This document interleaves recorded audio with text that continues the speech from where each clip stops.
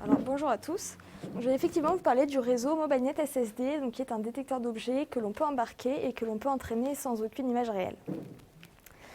Donc, le plan est très classique. Je vais d'abord introduire le sujet et le contexte, puis je vais vous décrire la méthode que nous avons proposée, les expériences menées et les résultats obtenus avant de conclure. Donc, je vais vous parler du contexte de ces travaux, de cette étude et les contraintes qui ont orienté le choix de notre méthode. Donc cette étude s'inscrit dans ma thèse CIFRE qui est autour du sujet de la détection d'objets pour la réalité augmentée, qui se déroule au LIRIS à Lyon et dans l'entreprise DEMS, qui est un petit bureau d'études en ingénierie et en design. Et donc les résultats que je vais présenter aujourd'hui sont publiés initialement en anglais dans la conférence ICIP qui se déroule donc la semaine prochaine.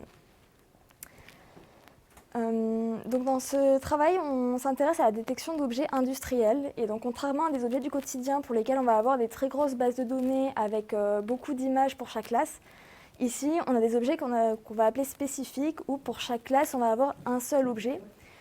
Et donc on va devoir acquérir et annoter une nouvelle base de données à chaque fois qu'on aura un nouveau projet donc dans le cadre industriel, donc à chaque fois qu'on voudra détecter un nouvel ensemble d'objets.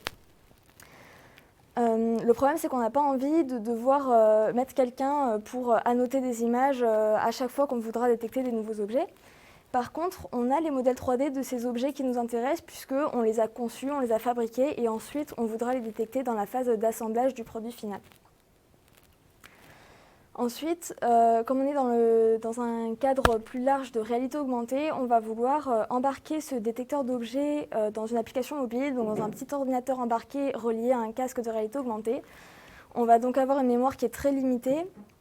On va vouloir que ça tourne en temps réel, puisqu'en réalité augmentée et en réalité virtuelle aussi, le fait d'avoir les informations en temps réel, c'est vraiment très important pour éviter tout ce qui est nausée notamment.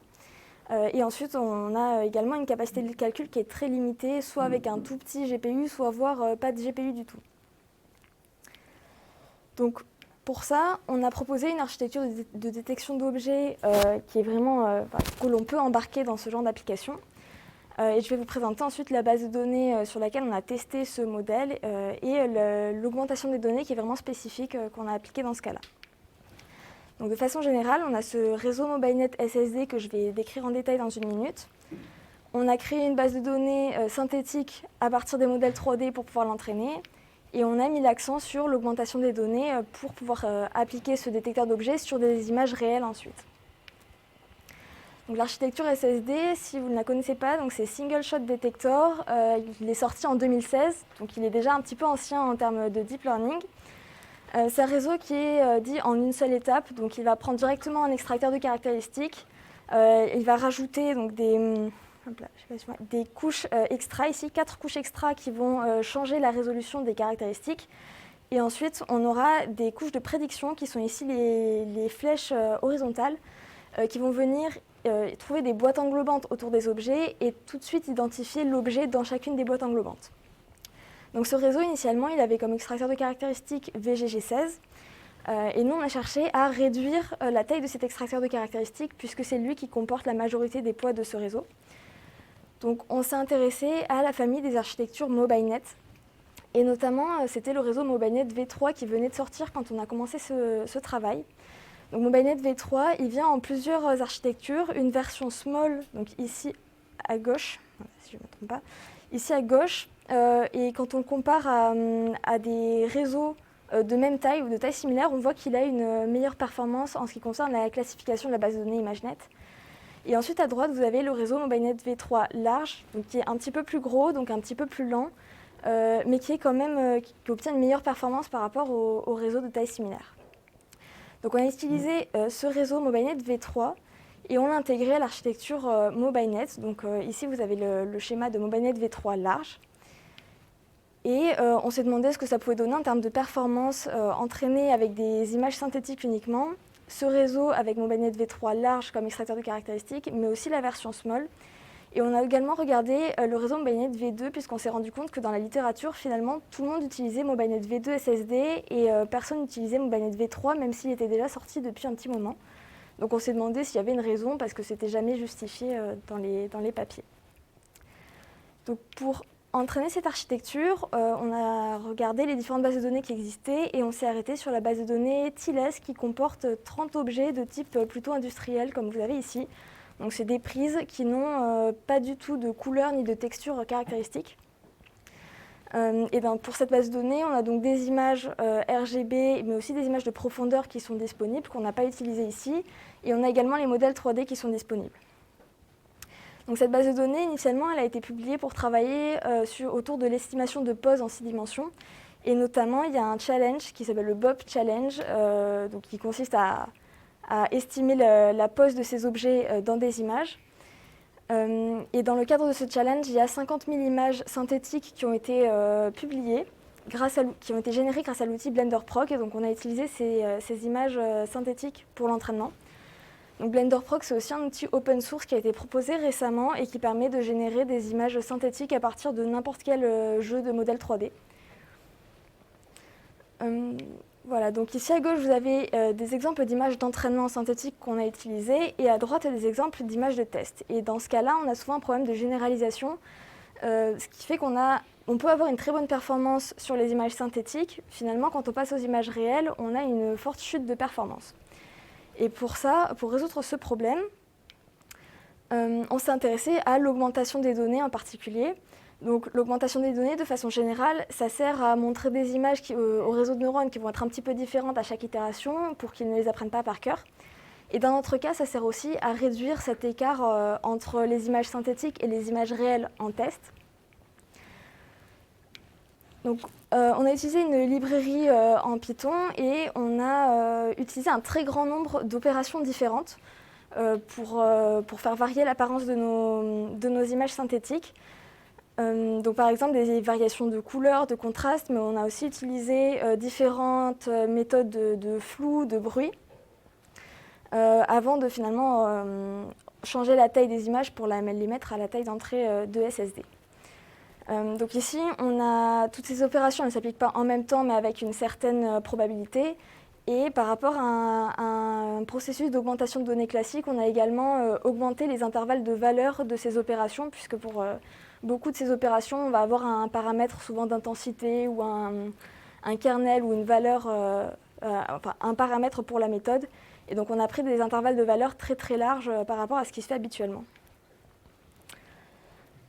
Donc j'en arrive aux expériences qu'on a menées avec cette méthode. Donc on a comparé notre réseau SSD avec les 3 modèles MobileNet. Et pour avoir un point de référence, on a cherché un détecteur d'objets entraîné sur cette base de données TILES. Et malheureusement, comme c'est souvent de l'estimation de pose, les résultats en détection ne sont jamais publiés. Heureusement, on a pu trouver un réseau Mascar-CNN entraîné sur la même base de données synthétique. Donc même si en termes de taille, ce n'est pas tout à fait comparable à SSD, en termes de performance, on a pu voir un petit peu où on se plaçait.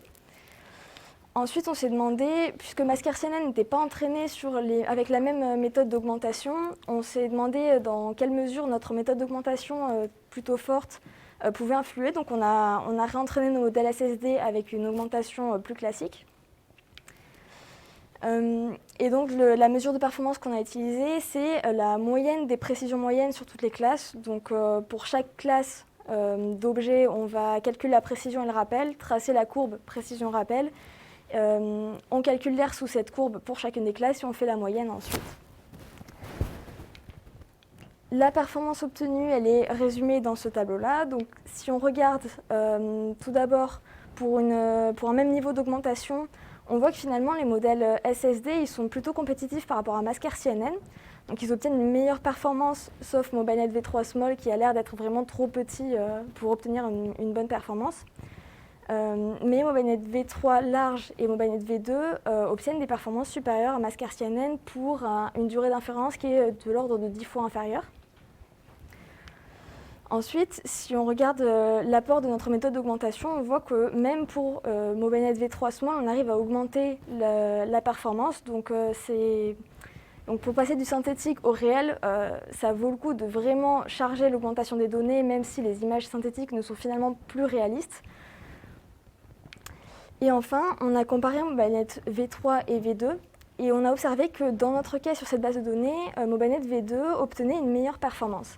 Alors, ce qui n'est pas montré ici, c'est qu'en fait, sur les images synthétiques en validation, c'était bien MobileNet V3 qui avait une meilleure performance. Donc, l'hypothèse qu'on a émise ici, c'est que finalement, quand un réseau a une plus grosse capacité d'apprentissage, il va avoir tendance à apprendre des caractéristiques synthétiques et à ne pas pouvoir les retrouver dans les images réelles. Donc, ça pourrait être aussi ce qui s'est passé avec Mask-RCNN, puisque le réseau est capable d'apprendre beaucoup plus qu'un réseau SSD, et pourtant, la performance sur les images réelles n'est pas très élevée. Donc, en conclusion, on a bien vu qu'un petit réseau comme SSD avec un extracteur de caractéristiques MobileNet est capable de détecter des objets industriels en temps réel et sans avoir vu une seule image réelle de ces objets. On a vu que MobileNet V2 arrive à généraliser mieux que MobileNet V3. Ensuite, pour la suite et dans la suite de ma thèse, je m'intéresse à différentes méthodes de transfert de domaine qui vont pouvoir encore améliorer cette performance sur les images réelles et réduire l'écart entre la précision sur les images synthétiques et sur les images réelles. Et ensuite, on a aussi également commencé à appliquer ce modèle à différentes bases de données, puisqu'on a vu que TILES, le fait qu'il n'y ait pas de couleur et pas de texture, ça rend la tâche encore plus difficile. Et donc finalement, cette performance Conopsien qui est seulement de 50%, sur d'autres bases de données, elle peut augmenter énormément. Donc ce n'est pas seulement le modèle qui limite cette performance, mais c'est aussi la base de données. Merci beaucoup pour votre attention.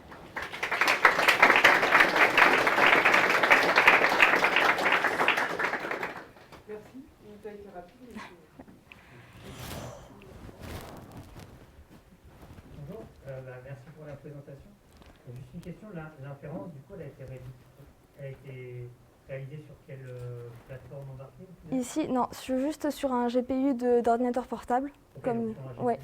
Pour l'instant, ça n'a pas été testé en embarqué, ce sera du côté de l'entreprise. Parce que là, le réseau, c'est un simple réseau PyTorch, alors que pour l'embarquer, on va pouvoir convertir le modèle, le réduire pas mal encore. Et est-ce que vous allez tester aussi uniquement sur CPU?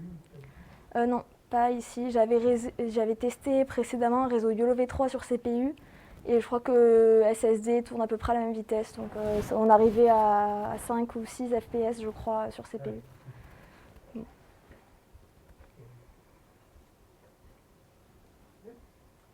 Est-ce que tu as essayé avec moins de data augmentation ou du moins un par un, et est-ce que ça avait un effet, ou est-ce que c'est vraiment le fait d'en mettre beaucoup qui a fait augmenter ça?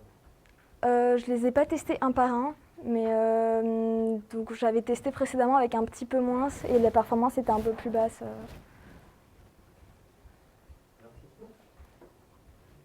Donc tu sais pas quelles sont tes augmentations qui ont eu le plus Non, d'impact? je suis pas sûre de ça. Puis ça changera aussi par rapport à la base de données, puisque justement les textures seront pas les mêmes. Voilà. Oui. C'est une question, non?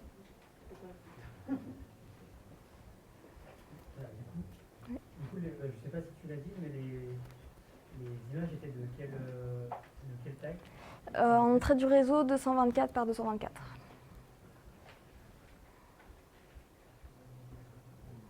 Oui, j'ai une question sur les images sur lesquelles tu as fait l'inférence. C'était des images réelles ou Oui. pas, finalement? Oui, c'est des images réelles. Et par contre, tout l'entraînement sur les images Synthétiques, c'est ça.